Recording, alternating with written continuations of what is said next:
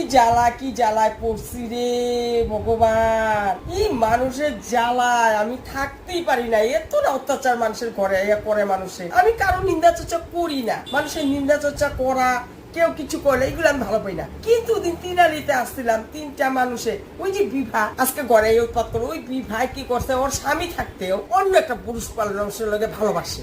এগুলা আমি শুনটার লগে লগে 4-5 বেশি মানুষ না, আমি নিন্দা করি না, বেশি মানুষ না, এই 4-5 জনটা খালি কইছিলাম কথাটা। এই নিয়া বাপরে বাপ আমার ঘরে আইয়া উৎপাত, মানুষের আমি এগুলা কইতেই লাগে না, কোয়াইটাই আমার, আমি কি জানি, আমি তো নিন্দা করি না। কইলাম আর কি কথাটা, বিবাহ জামাই আছে, তারপরে অন্য একটা বেটার লোকে গেছে, দেখ এরকম এরকম কথা।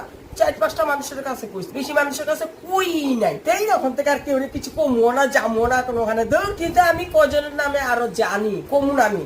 কিন্তু যদি আমার ঘরে আইয়া আমার জিজ্ঞাসা, তখন আমি কই